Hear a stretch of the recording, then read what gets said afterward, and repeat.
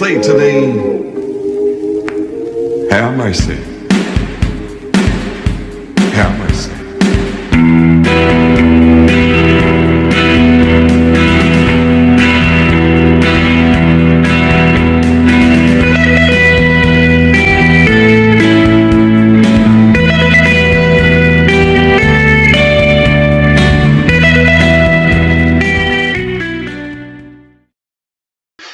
Welcome to the Good, the Bad, and the Wrestling of Tony James podcast. The bells of justice are ringing, and we got a great episode today. We are on the heels of Wrestlemania, and of course, the fallout of Wrestlemania. Everybody's talking about it.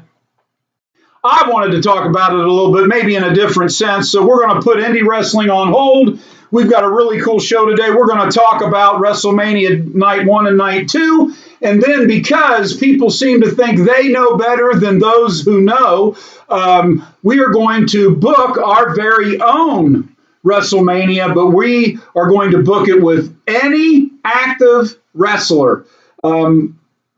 I keep saying we. What does that mean? Well, from the center of the earth, ladies and gentlemen, he's back, he's loaded, and he's ready to go. It is Jimmy Fahrenheit. Thanks for coming, Jimmy. Oh, what's up, Tony? Thanks for having me, man. So we're going to jump right into it there, Jimbo. WrestleMania, okay? So I don't always watch the big shows now. Right. Something's got to draw me. I like to think I've got a lot of history. I watch a lot of wrestling, and I just tapered off here recently.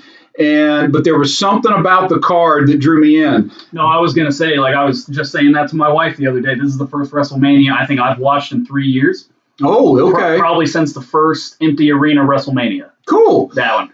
I think I watched night one of that, and then I was like, and then, like you just said, something about this card. The Charlotte Flair match drew me in. The Finn Balor match drew me in. I am not a fan of the tag team at all, but I wanted to see the tag team match. Oh, yeah. Of course, Cody Rhodes and Roman Reigns. Yep. The funny thing is, as I watched both nights, I did watch for those matches, but there were other matches that I felt stole the show, that I actually walked out going, holy crap. Right. Like, I was talking about them to the people that are around. Like, that's a freaking awesome match. I can't believe I just watched that. Other ones, and it's not the cynic in me. It's just that I'm like, fluff. How many people can we get on a card? Right, and there's some things that hack me off and some things that I pop for, even though I don't like it. I still pop for it because at the end of the day, it is what it is. Yeah, right? no, if it's cool. Yeah, I'll pop for it, even if I don't like it. So, day one, WrestleMania. I want to start with NXT. Did you watch Stand and Deliver? I did not. Okay. I still got to hop back and watch that. Okay, so I'm going to talk about just a couple notes in that, because there was a reoccurring theme, in my opinion, and this is the wannabe booker in me. This is the thinking psychology, old school. Yeah. It's about the story and what you do in the ring more than the moves, right? So if I put that hat on, I started to see a pattern, and it started with Stand and Deliver, and it worked its way through WrestleMania weekend. It was The Rock's daughter's debut in a six mixed tag, 6-man mixed tag, woman-man mixed tag. I'll just say this with this. Okay. She's a very tall young lady. How tall is she? Like 6 foot? I'm with the boots she had on, absolutely. Okay. She had those goth boots with the huge soles. But I think she's a tall girl anyway, because when she stands next to her father, she's not short. Okay. And so it just made her look that much bigger. I don't know if she really needed the extra bottoms to her boots, so to speak. But when I say she's a big girl, I mean I mean it in a sense that when you see her, you're like, wow, like she grabs your attention. Right. I don't mean I don't mean it in a negative way. I think, she fits the mold when you see her. Like, she's going to be a presence. She's going to be somebody to reckon with. No, I get you, because I look at Like I know Charlotte's not like big, but she's tall. Right. And Yeah, that's what I mean. And then same thing with Rhea Ripley. She's kind of yeah. Her image is just you see it. she fills the screen in a positive way. Absolutely. So I'm going to give her that. That's where I stopped. As soon as she got into the ring, I thought, okay, I'm done. No thanks. Now I got to go back and watch I want to say it's in the middle of the card. Okay. They were going on and on about it, about how she debuted and she's awesome. And I watched it, and I'm going to tell you something. I don't know her background, but I have a feeling she has not run the independent circuit. And I don't know what kind of training she's getting at the Performance Center, but I bet you there's some girls on the roster that could have been in her spot. I got you. That's all I'm going to say. Like, was there just something, you know what I'm saying? Like, what, did it look like she didn't know what was going on? So you know how when people get into their matches and they become mimes, Okay. and they think they're talking loud, but they're not, or they do facial gestures real quick, or they just don't let things set in. She was doing all that, and her moves were right to it and quick, and they were awkward.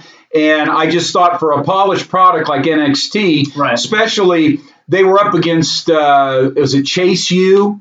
The two guys and the girl who try to be the cheerleading squad. Oh, yeah. I think it's Chase U. I could be wrong. I'm not. Once again, I'm ignorant when it comes to NXT now. So my new NXT. Yeah. I apologize.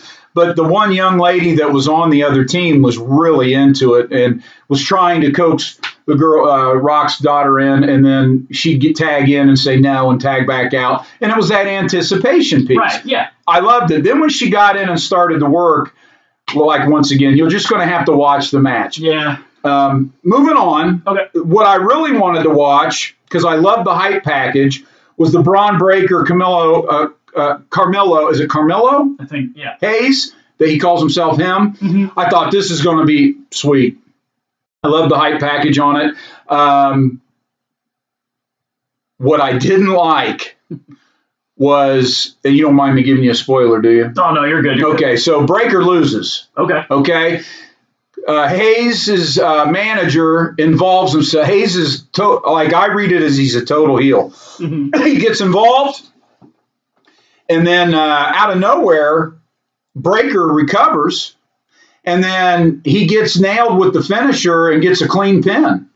Mm. Yeah, and then Breaker hands him the belt and shakes his hand. What are you? Right. Yeah.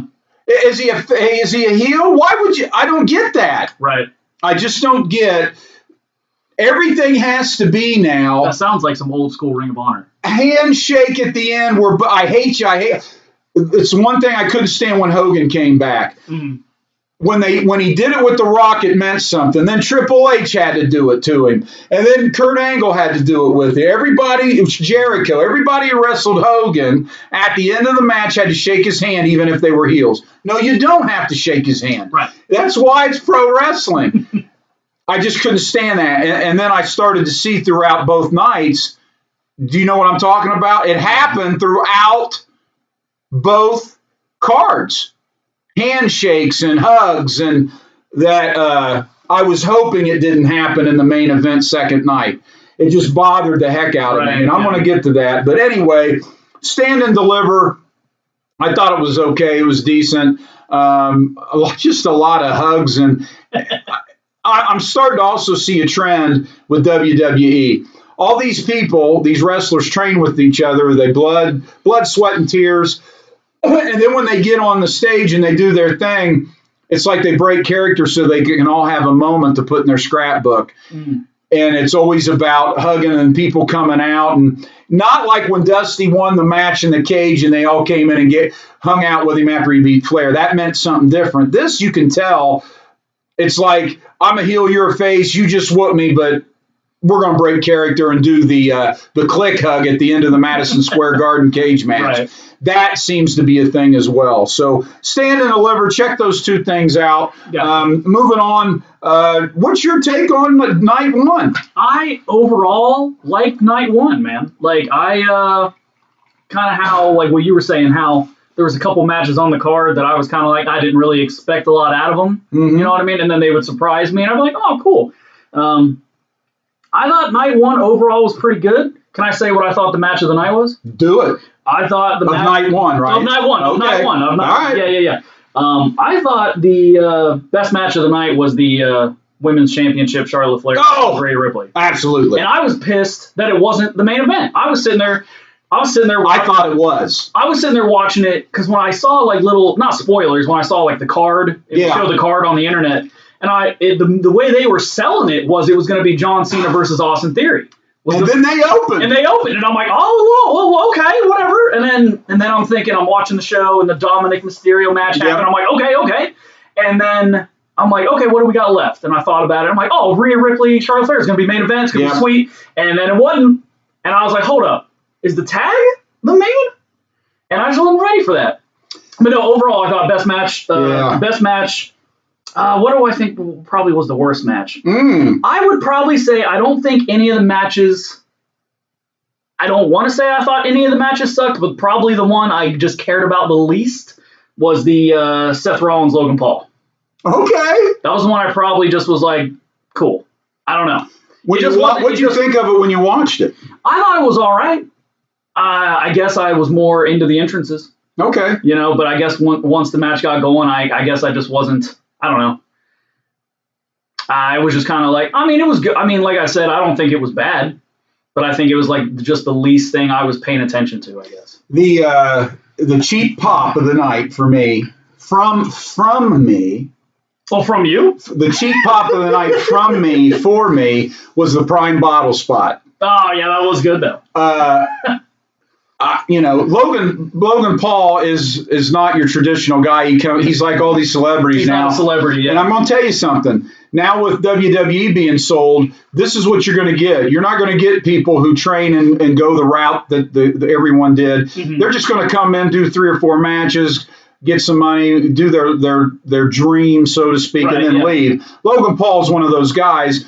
I thought I wasn't as soon as the Prime bottle came out, I'm like, something's going to happen. Watch the Prime bottle. You don't bring a Prime bottle out and have him stand and be an obstacle in front of the front row unless he's going to do something. Oh, yeah. And sure enough, he did something. Mm-hmm. So when KSI had his phone up and wasn't paying attention, he got pulled in the way. Mm-hmm. I cheap pop because I get it. But overall, not interested. Yeah. I'll tell you, Logan Paul is an athlete. No, yeah, absolutely. That standing jump, box jump up to the top rope and then the flip was crazy. Oh, yeah. And I was listening to Jim Cornette talk about it, and he felt the match should have been over at the Pedigree, and I totally agree. Yeah. It felt like every match, it just kept like they had their spot that should have ended, and they went 5 more minutes. I thought that through some of it. Yeah, I just felt like sometimes it's good to end and not feel like you're just doing extra stuff. Yeah, and it's not needed, and it takes away because then the crowd dies down, and they got to settle back in, and then you got to bring them up again. Yeah, that's kind of what I thought about the tag title match. Yeah, well, I wouldn't want to follow Charlotte Flair and Rhea. No, I wouldn't either. And they didn't do any of that kicking out of finisher stuff. Not as much. Because Charlotte never locked in the figure 8. The one time she got close, she locked in the figure 4, and Rhea Ripley got the ropes. And then Rhea hit the her pump handle.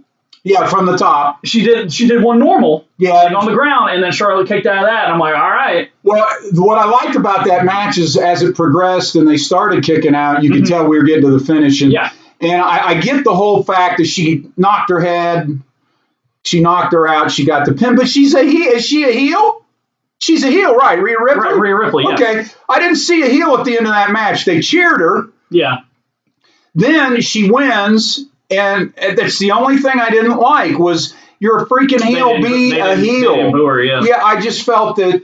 So when she's with the guy, she's bad, and then when she's single, she's good.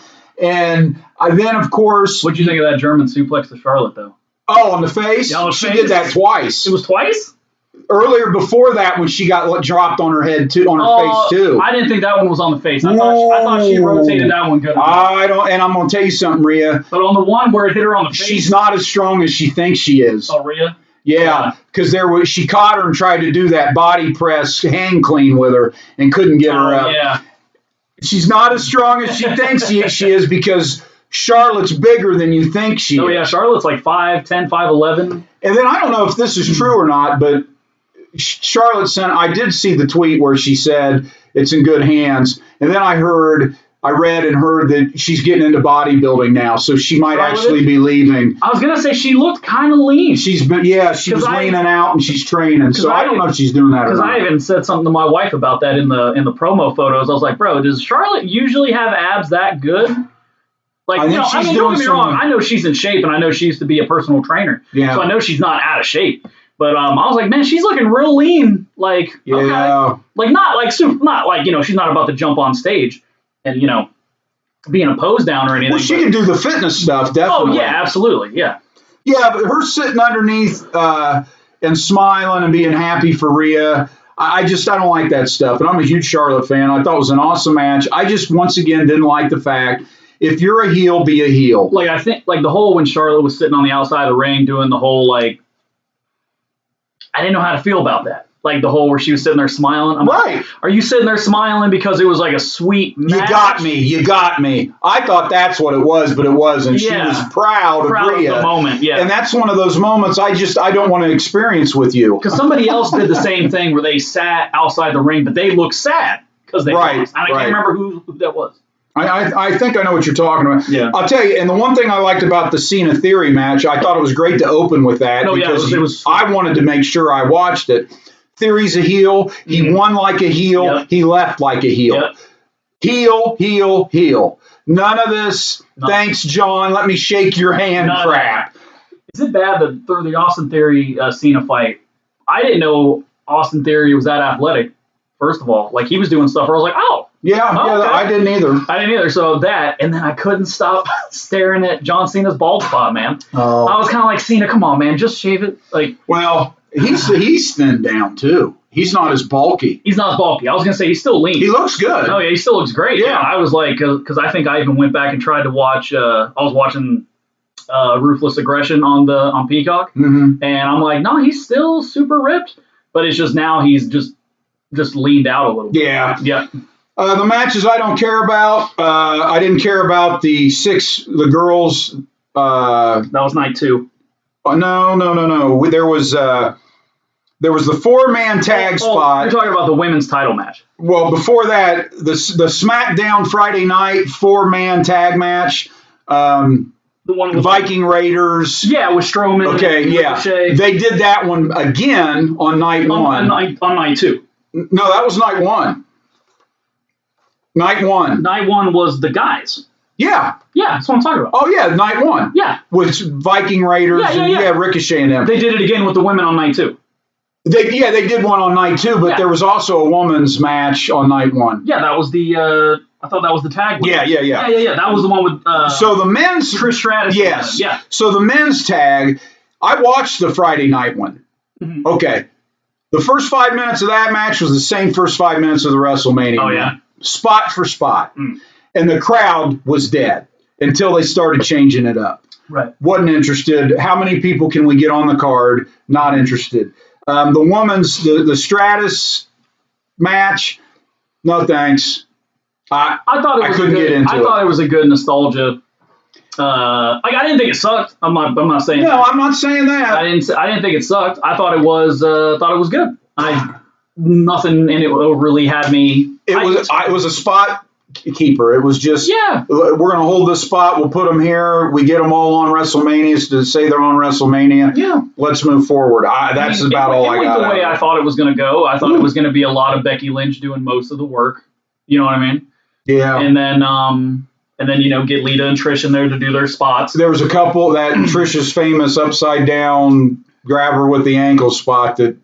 Oh, where they almost messed that up? Yeah. And then she did it on the outside, and I don't know. We'll move on out of respect for Trish. No, that's cool. Anything else on night 1? You didn't care about the tag championship match for the Usos and Sami? No, I think Sami Zayn and Owens had to win that. Right. It was time to take the belts off the Usos. Mm-hmm. That was the only thing I could probably say about that match is this is getting nitpicky. I always thought that tag team finishers should be more effective because it's two dudes doing it. Yeah. So when they're like super kick, double super kick, 3D, and then people kick out of that, I'm like, what are we doing, man? Like, that's where I get a little like, because, back in the day, nobody kicked out of a 3D, nobody kicked out of a Doomsday device. Right. All that stuff. It was tag team finishers that was it, because it was two dudes doing it to you. So the fact that, and I think I looked it up, I think there was 26 super kicks. Oh! Because I looked at my wife halfway through, and I'm like, are they at I know they're over 15. And then we looked it up, and it was 26. We looked it up 10 minutes after the match or something like that. But, yeah, all the just people kicking out of finishers left and right. That's where I like the match. I thought the match was cool. I think they even did a double splash to Sami Zayn. They both came off the top rope on him, and he still kicked out of that. And I'm like, bro, what are we doing? Yeah. I don't know. No, I guess that's me being nitpicky. I'm with you, though. If they would have flipped the Flair tag match, it probably would have settled better to be the semi-main instead of the end. But I don't know why that's, I'm with you. I think Rhea and Charlotte was worthy of a main event. Oh, yeah, absolutely. Nights. I like the build to it. And the only thing I liked about the McAfee spot was he actually did that swanton off the top of that and landed back. Yeah. Did a back bump on the floor. Yeah. That was crazy. Other than that, could care less, because you had to get Kittle in. He had to take his shirt off, and then it was like, I just want to have my WrestleMania moment. Sit down. What'd you think of the Ray and Dominic? I thought, I'm not a Dominic fan at all. I think there are plenty of guys on the indie scene that wrestle better than him. That's fair. And that's no disrespect to Rey Mysterio and his family. And I'm sure Dominic probably has some independent wrestling in him. You know what I mean? He trained with Conan, so I'm sure that he's got some of that. I'm sure they just didn't pluck him and put him at the Performance Center. Yeah, absolutely. I would hope. Because he skipped NXT. He was never in NXT. He went. I would hope, though, they got him training somewhere. Yeah. Yeah, and I know his dad and Conan trained him. Yeah. But you know what I mean. That's different. When you're out wrestling guys you don't know in the indies, wherever it may be, that's where I think you get your chops. But there were some bad spots that I'm sure Ray is thinking, holy crap! There was a couple whips where Dominic dropped his hand, lost the grip. It was choppy. It was, you know what I mean? There was a couple things that were a little, because I would look at my wife and be like, yeah, there was one that I got up and walked out. Oh, yeah. And it was a corner-to-corner Irish whip where Ray was working something and Dominic totally busted it. I love Ray's gear. Oh, yeah. I think he's the man. I still think he has plenty in him to go. I'm kind of shocked they put him. Old. Yeah, I'm kind of shocked they put him in the hall. Yeah, because I was kind of like, hey, man, you could.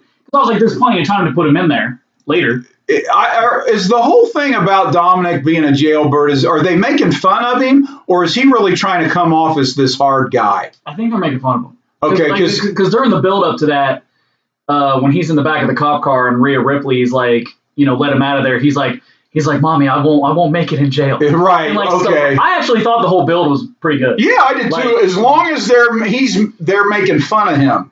Right. In a tongue-in-cheek kind of way. Yeah. The intro at WrestleMania, he made it look like he was this tough guy. Yeah. And that I don't buy at all. At all. Along with his wrestling skills, I don't buy it. I did like Ray's entrance a lot. Absolutely. Ray's entrance was sweet. Well, of course, he's paying homage to the man, right? Yeah, absolutely. But yeah, I thought that was okay for, and then that's night one, basically. That's night one. What'd you think of night two? Night two let me down, Tony, because I'm over here being a fan, and you got who you want to win. You know what I mean? And there's some matches where you look at the card and you're like, you know who's gonna win. You know what I mean? Some of those moments.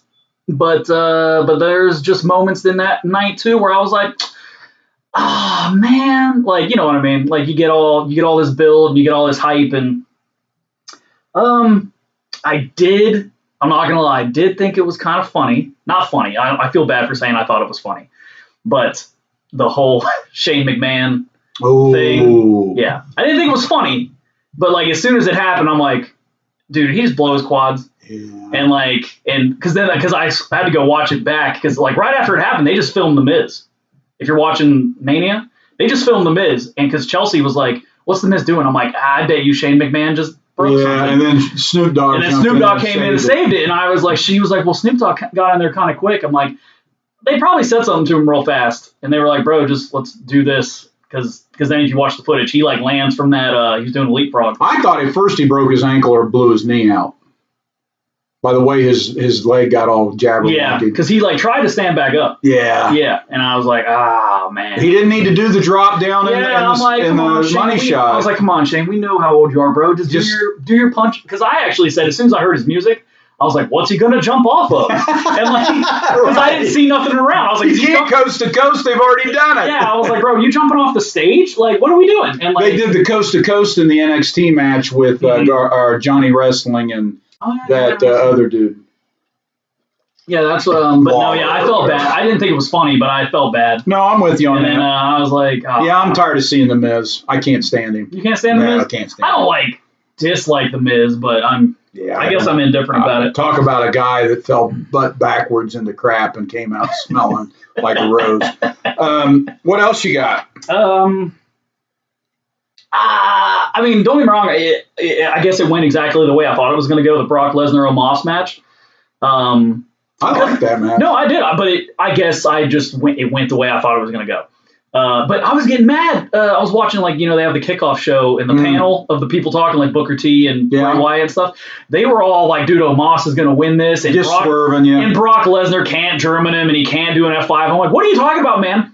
I like that match. I thought it was a good way to kick it off. Have y'all not watched Brock Lesnar fight the Big Show ever? And how he's throwing him around, it doesn't matter. And Omos ain't as big as the Big Show. Right. And I was like, so no, it went the way I thought it was going to go. Beat up Brock Lesnar a little bit, and then. And he did. Brock was beat up. Yeah, he was beat up. And I was like, okay. And that's a good way to open. It was going to swerve me if Brock just got beat up and lost. Right. That would have swerved me. But then I think the first German he did, I didn't think it looked too good. I was like, ooh, get up, come on, man. Yeah. And then he had a couple more. I'm like, all right. And then I got him with the F5. But no, yeah, I thought that one went the way I thought it was going to go. Yeah, the next match was the four-way ladies, and I just went blah. That's a throwaway. That one actually ended the way I thought it was, too. I was like... well, that was Ronda Rousey, right? Yeah, it was Ronda Rousey. She's not going to lose. And Shayna Baszler. They're not going to lose. Yeah, because I said that to Chelsea. That was my wife.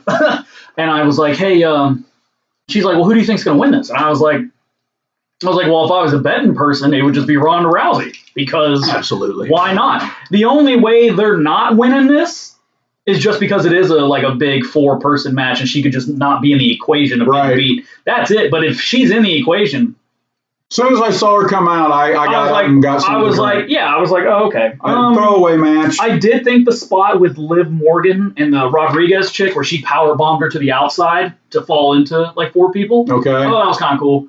Just because, I was like, oh, cool, chicks are doing power bombs. Yeah, but here's the thing. After watching NXT in the first night, I've seen so many of those. That was kind of funny. I didn't, nothing, there was like, up to this point, I thought, I've seen everything over and over again. Mm-hmm. When is somebody going to do something different? Right, I get you. Let me see here. Then the third match was the triple threat, McIntyre, Gunther, and Sheamus. I thought that match was good. I call that that is the show stealer. I felt that is the best. They were hitting match. So hard. Oh, and they proved that they don't need all those fancy moves. Yeah. And I'm going to tell you something else. I know Gunther's known for his chops. McIntyre freaking is laying the lumber. Because I even wrote in my notes, I wrote Chop Fest, just because everybody was hitting like a tank. And their forearms, too. Oh, yeah, all that stuff. I was like, and they're all big men. Absolutely. Mad respect for Gunther now. Yeah. Because I know you weren't super hot on him. No, I am now. Yeah, right? He's brutal. He's stiff. That was a classic match. That was old school. Yep. Even when he went up top and hit him with the white noise. He did the white noise from the second rope. And then Gunther came off of the top rope doing a splash. Everything meant something. Yeah. They worked to it, and it meant something. Mm-hmm. And then even the finish I thought was good. So I thought that was the best match. Oh, yeah. That match I didn't think I was going to enjoy it. I didn't either. I was like, eh. But I said, okay, I'll watch it. And then when it started going. What's Biggie Langston always want? He wants big, meaty men slapping meat. Yeah. I'll tell you, though, the first couple seconds didn't look good. The Claymore kind of missed Gunther to start the match. And I was oh, no. But no, yeah, they brought it back, and it was great. I wasn't really. I thought this one was actually going to be a better match, I guess. I wasn't too into it. Was the Asuka Belair. I just wasn't that into it, man. I thought it was going to be good. The entrances was good. I was getting Two hyped. things. What's up? They're not putting the belt on Asuka, okay? Okay. And then the minute that little girl did her dance, I thought Belair is not going to lose. Right. Okay. So I didn't care what happened. Why do you think they weren't putting the belt on Asuka? They're not going to use it. They're not going to put the belt on Asuka, man. Asuka had her run a few years ago, right? And she's done now. She is enhancement talent, and she even put a message out about I ought to just leave, and then let's wreak havoc. It didn't make sense, but she talked about going back to Japan. I don't blame her. Just like she is the female version of Shinsuke Nakamura. Yeah, that's fair. So why they're not going to? And Belair now, you can tell she feels she's owed everything, and like they are branding with her. Mm-hmm. So why are they going to take the belt off of her? Right, I get you. So Hell in the Cell was next. Balor and Edge. I love Finn Balor. I thought it was sweet. Yes. I was upset that he didn't win. Yep. And in my head I was kind of like, not trying to hate, but I was like, man, Edge is old. And I was But he's active. He's on the active roster. I know. They just didn't bring him in. And I was like, because then I'm also thinking of the Judgment Day. You know what I mean? I'm like, all right, you got Rhea Ripley as your new champ, new women's champ, and then Finn Balor is going to come in and just beat the crap out of Edge in a Hell in a Cell. Did you see his head? Yeah. Oh, because I got kind of caught off guard. I was like, at first I didn't realize what had happened. I didn't realize either, and I'm sitting there watching it, and then I saw like medical people in the cell, and I'm like, hold on, what are we doing? And that was that chair shot at the end, wasn't it? No, it was like halfway through it. Oh, okay. Yeah. Because he had all that makeup on his face. That's what I said. That's what I said because my wife was like, "Hey, why is there medical people in the cell?" I'm like, "That's a good point.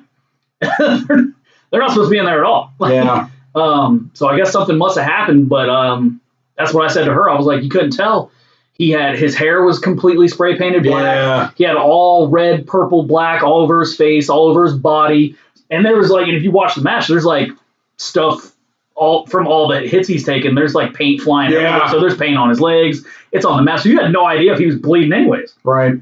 And then, you see he probably had like 40, 50 stitches from that big head gash. I thought it was I thought it was good. Yeah, I liked it. I want to know why they painted everything. Like, why was all the kendo sticks purple? I get it. They were matching their I think gear, that's all it was. Because they wanted to take, they stopped doing the red Hell in the Cell. And so I think they were just, here's the thing that I'm starting to see, and it's a little frustrating. I feel like they're jobbing out Finn Balor and Charlotte. Every time Charlotte gets the title, she automatically drops it. Finn Balor had his great run. They put him in a faction. Because I thought that was him getting turned around. I did too. Because after he came back, he messed his shoulder up, right? Yeah. He won the Universal title. Yeah. Had to mess his shoulder up. Came back and was cool. And said, I'm not doing the demon anymore, and he didn't. Yeah. He did different colored trunks. Yeah. And then they just kind of let him dissipate. They put him with the faction. And then I thought, awesome, this is a great time to bring the demon back. Yeah. And play Edge up as the devil and the brood and all that. I don't know. I was never an Edge fan anyway. It was hard for me to buy that Edge went to a deep place to beat him. Whereas Finn Balor can sell, and he has great facial expressions, and just him as the demon. He is really a different person when he's got his makeup on. Yeah. And Finn Balor's the man. Because I thought it was going to be sweet if he did that coup de grace through the table. I was like, oh, come on. Yeah. And then and then Edge beat him with the concerto. Yeah. And I was like, so that's where I was kind of sad. Yeah. I was like, but overall, I thought it was a good match though. Yeah. And then there was a short night, day two. Yeah, they just had long matches. Yeah. And then you got the main event, Cody Rhodes versus Roman Reigns. Everybody's complaining. I don't have a problem with, if you think about it, that's how the Four Horsemen made their living, cheating to keep Ric Flair with the title. That's how the NWO made a living. I thought it might have gone a little long with all the false finishes. Mm-hmm. I like the mix of, you thought Cody was really going to win the way he came out and gave his belt away, hugged his daughter, all the blah, blah, blah. Roman Reigns came out and was a real jerk wad, which was cool. I like how they got rid of Solo. And then I thought it was, I don't have a problem with the ending of that, because you got to know, though, at some point is, because now I'm just like, if he pins Cody clean, I think you kill him. I think Cody still has life to chase, but you got to have, now there's got to be a reason. I just beat you at WrestleMania, boy. Go back to the end of the line. Yeah. That's how I look at it. So it'll be interesting to see how they continue. Yeah, see, that's where I'm messed up about it, because I thought that would have been, because now I guess I don't know. Here's the problem. There's too many people who have inside information. They want two separate champions. Roman's going to Hollywood. Cody has this. When you start adding all those externals in, you can't do that. It's the match. Yeah. I don't have a problem with the match. No, the match was great. I don't have a problem with the ending. The match put me on a whole roller coaster. Yeah. Because you thought, when, like how you were saying, like Solo was cheating, and then they throw him out from the ring. I'm like, okay, cool, evens up the odds. Yeah. And then the Usos came out, and I'm like, oh, great. And then, I didn't expect. Well, then here comes Sami Zayn. Sami Zayn came out. I actually, I'm not going to lie, this would have popped me pretty hard. So it was at the part after the Usos were in there beating up Cody Rhodes. And you can't see Kevin Owens and Sami Zayn yet, but you hear the crowd. Yeah. You hear the crowd. And I 100% thought that was Goldust. I was sitting there and I'm like, man, he's getting beat up. This is trash. And I'm watching it. And then you hear the fans be like, blah, and I'm like, oh, it's Goldust. And that would have been cool. I would have popped so hard for that, dude. And then, because then I'm thinking he's going to come out. He's going to clear the ring of the Usos. Roman Reigns is going to go for the spear, miss, fall back into the crossroads, pin him, and then him and Goldust would hug Cody and Goldust, and it'd be a sweet moment. And then it was them two. I'm not mad it was them two, but I for sure thought it was Goldust. I was like, it's Goldust, he's coming out. Well, and of course he beats Cody in a crappy way, so it leaves the door open for a rematch and to try to rebuild. But I think you do have to rebuild a little bit. I don't think there's sometimes when you do that, the rematch is automatic. And you're like, I can't wait for them to go at it again. Right. I think you got to build the chase now, but who knows? You got Raw afterwards, and there's a rumor about Randy Orton being involved, so who knows what's going on. That was the thing that blew me up, man. Is Randy Orton injured? He's coming off of something, okay, so they don't know exactly when he's coming back. Because I got thrown off guard, man. I didn't see AJ Styles. I didn't see... The roster's too big. It's nuts. That's where I was like, because I looked at my wife and I was like, hey... And you look at those fluff matches. Yeah. When you could have put a more quality match in there. Even if it was a no-build match. Right. You didn't need that tag four-way after you gave it to him on SmackDown. Yeah. I don't think you needed the Ronda Rousey match. I don't. Although she has a contract they have to make sure gets done. Mm-hmm. So other than that, I don't know. Well, hey. That's WrestleMania for you. Everybody's a promoter. And so we'll just leave it at that. With that being said, we're going to take a brief pause, the good, the bad, and the wrestling. A Tony James podcast. Check us out on Spotify. Click follow. Check us out on YouTube. Hit subscribe. And as always, you can find me on Facebook, Outlaw Tony James. We will be right back. Today's podcast is brought to you by Three Brothers RC. They are the only place to go for RC products. Also, Southpaw Boxing Club. It's time. Right now is your time to get started on your health and fitness, and Southpaw Boxing Club is the place to go for that. And finally, Jose Sanchez Boots. They've been in business since 1963. They are the end-all, be-all when it comes to boots. We want to thank all three sponsors here at The Good, the Bad, and the Wrestling, a Tony James podcast, and we ask that you reach out to them. That is Three Brothers RC, Southpaw Boxing Club, and Jose Sanchez Boots. Hey, we are back. It's The Good, the Bad, and the Wrestling, a Tony James podcast. So we just talked about WrestleMania and Stand and Deliver and all that good stuff. And, of course, we're critics, right? We are armchair quarterbacks.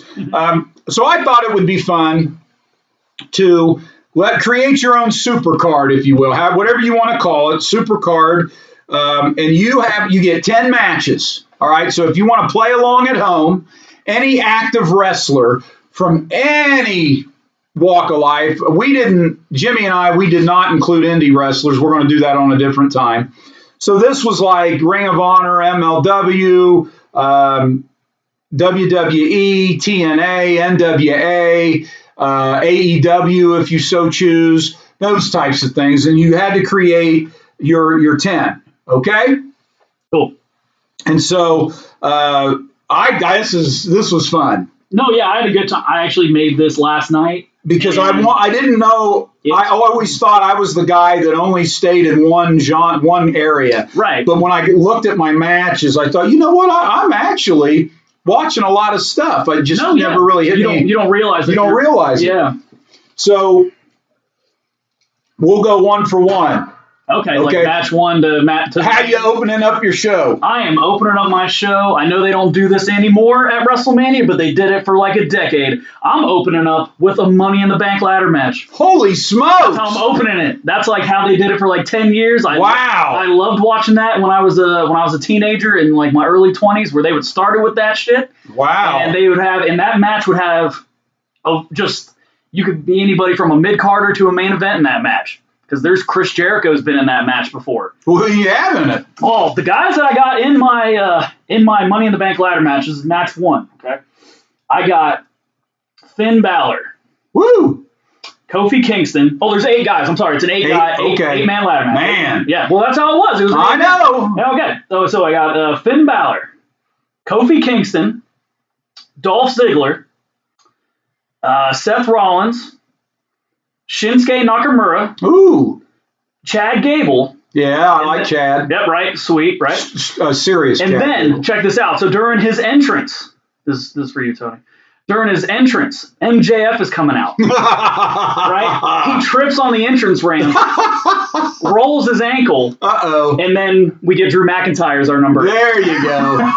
There you go. And then, can I say who I have winning it? Yeah, absolutely. I got Finn Balor winning it. There you go. Okay.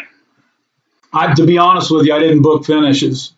So I'm going to have to on the fly now. I didn't book like finish. Well, who goes over? I do have who's going over in each one, but I thought that was a... So I open up with the Rainmaker Okada versus Rey Mysterio. Ooh, okay, nice. And I'm going to give it to Rey. Oh, yeah. Just a straight up match. Just a match, bam. I can already tell the difference in thought and a generation as it comes to wrestling. Because I know how you always be saying they're just doing stuff to put people on the card. I might hit that a little bit. That's okay. You're getting your money's worth. Don't get me wrong. I got some single matches in here, but like there's some goofy stuff.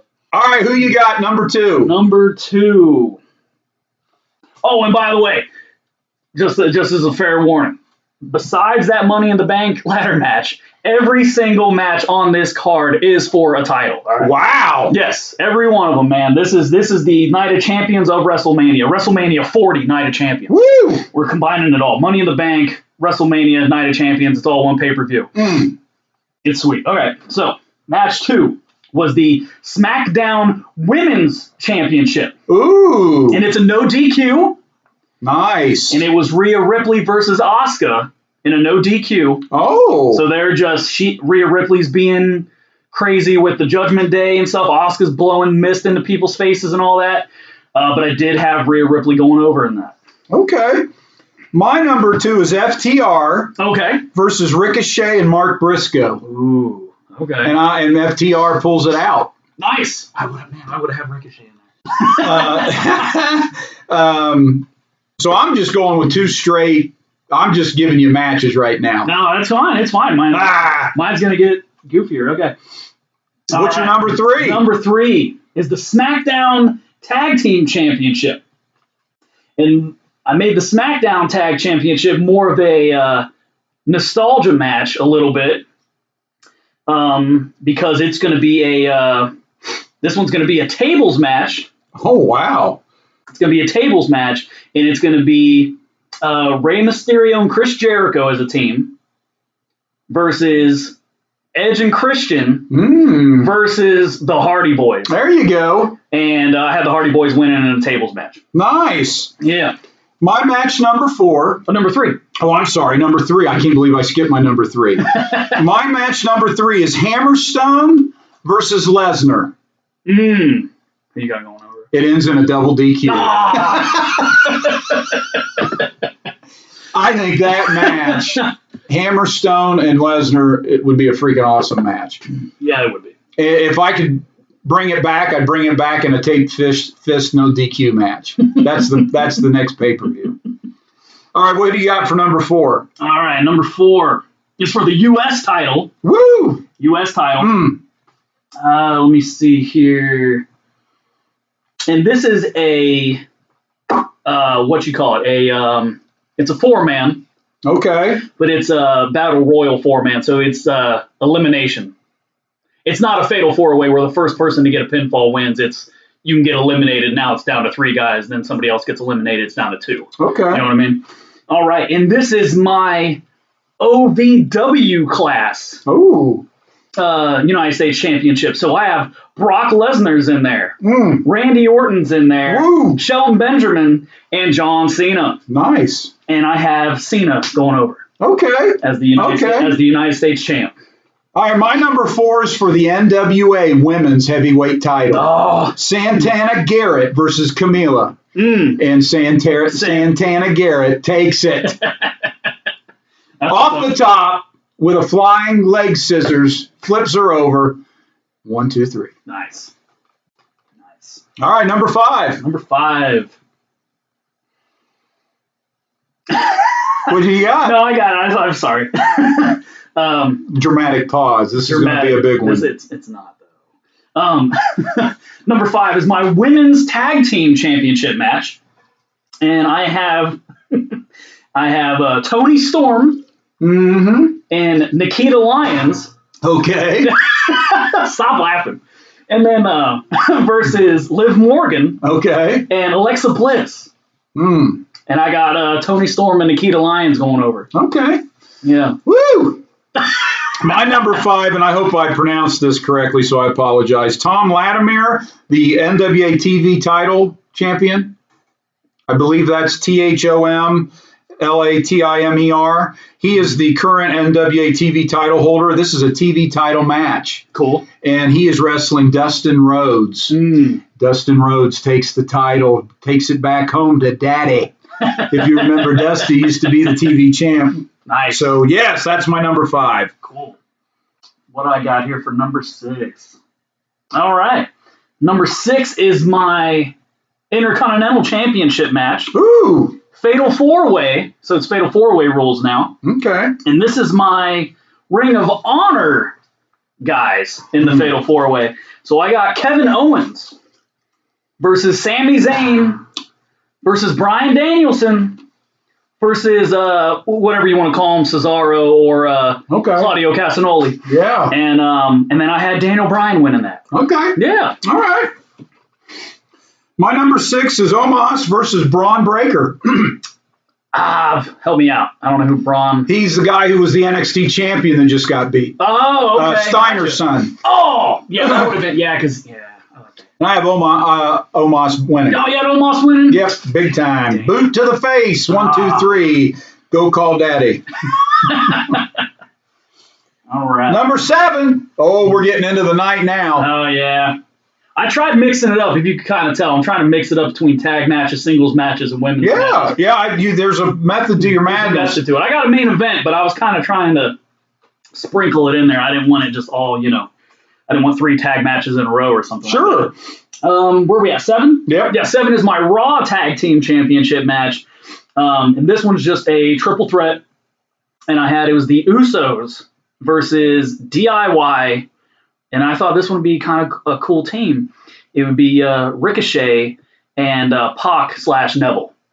Okay. You know what I'm talking about? Yeah. And that would be like my, I know some people don't like this term, that would be like my work rate match. Yeah. You know what I'm saying? Yeah, I know what you're saying. That's going to get technical and high flying and fast and, you know what I'm saying? Absolutely. So I was like, all right.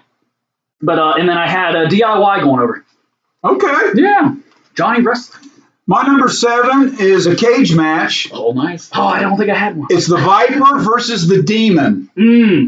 Have we seen that in real life? That's a good question. I don't think so. Randy Orton comes out just like the Demon comes out. He's up like a Viper.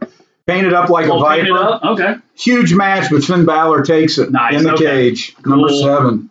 Number 7. Number 8 is my Raw Women's Championship match. And I had it, and this is a submission match, and I had it as Charlotte Flair versus Becky Lynch, and I had Charlotte Flair going over, figure 8.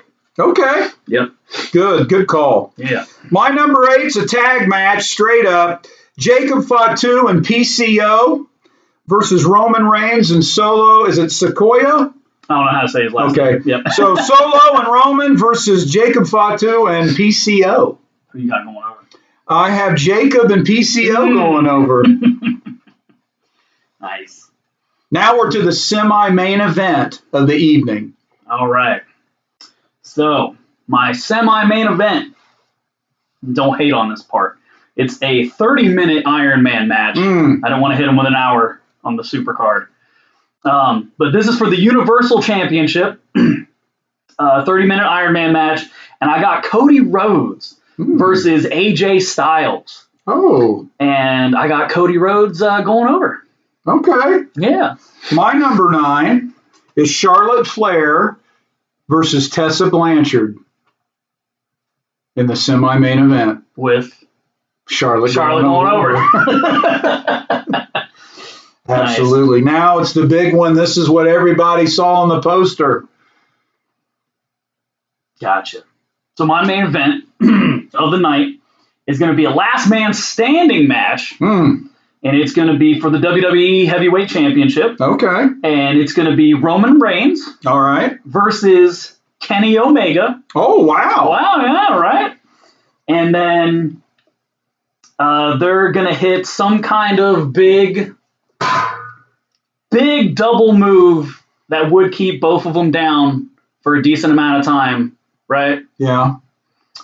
And then Finn Balor comes out and cashes in Money in the Bank. And, he just runs right in, hands his suitcase to the ref. Ref goes, this is now a triple threat match. He jumps to the top rope, coup de grace Roman Reigns, and pins him. And Kenny Omega doesn't get up, and he's the new Oh, my gosh. Bam! That is modern day right there. I think Jimmy nailed it. That's my main event. Well, I don't know if I can top that. My main event is for the Intercontinental title. Okay, Intercontinental. Yeah, I didn't. I love the Intercontinental title. Yeah, the IC belt is up. It's Gunther versus Cody Rhodes. Yo, that would be gross. Yeah. So I have Cody winning. Okay. Because, of course, I'm always thinking ahead. This gives him a chance to go back after Roman Reigns, title for title. That's where my story's taking me, because it's all about where is the story going. I have to finish my story. I struggled with my semi-main and my main. There was something that was holding me back putting Charlotte and Tessa. I think if Tessa had more of a platform, and was more in the mainstream, I would definitely put those. What a great story to tell as a main event. Right. I think. But if I'm trying to have some realism in there, she's kind of taken some time off. So to have her, for that to be above Cody and Gunther, I don't know. And of course, I put Roman Reigns in a tag match, so the title isn't up. Right. And I just, you probably went through that. I don't think I have one AEW guy. No, I don't think you did. I don't. I have NWA, TNA, MLW, WWE, FTR, excuse me. FTR counts, right? Yeah. So I do have AEW, and Mark Briscoe is a Ring of Honor / AEW guy. So I had a couple AEW guys in here. And I'm not hating on AEW. I'm just saying there's nothing really going on there that turns me on that I think would draw. Other than, I guess Dustin Rhodes, he's AEW, right? Yeah, technically, yeah.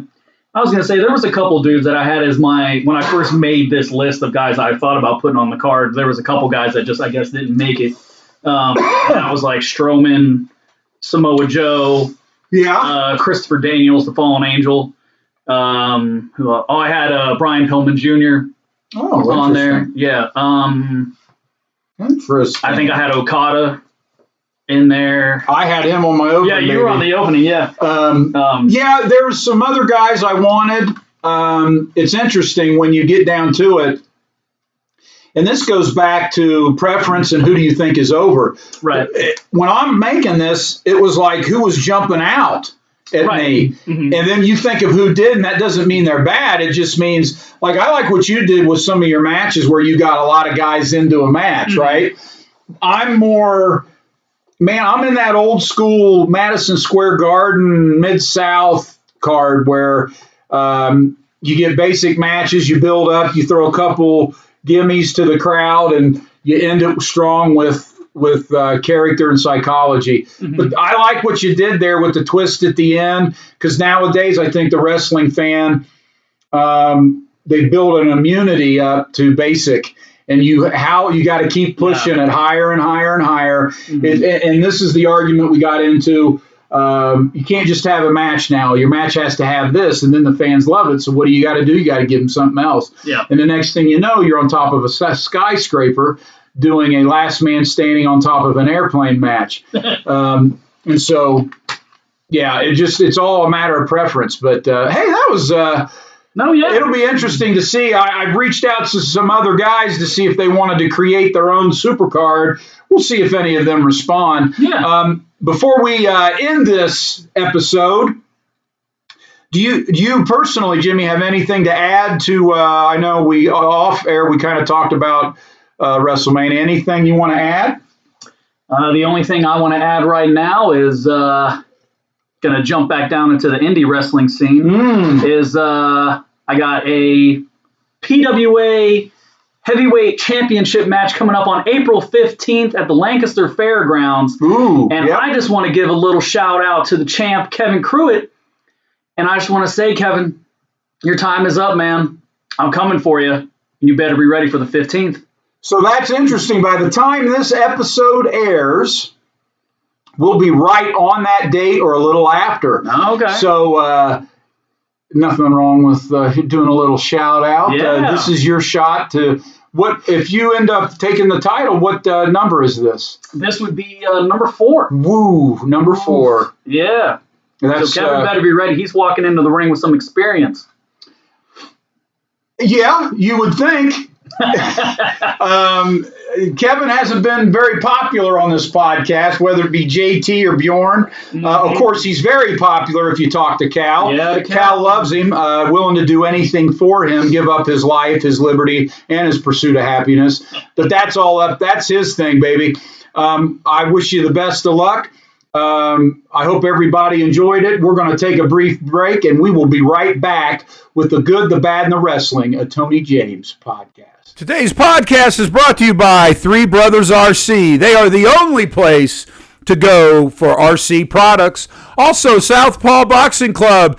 It's time. Right now is your time to get started on your health and fitness, and Southpaw Boxing Club is the place to go for that. And finally, Jose Sanchez Boots. They've been in business since 1963. They are the end-all, be-all when it comes to boots. We want to thank all 3 sponsors here at The Good, the Bad, and the Wrestling, a Tony James podcast, and we ask that you reach out to them. That is Three Brothers RC, Southpaw Boxing Club, and Jose Sanchez Boots.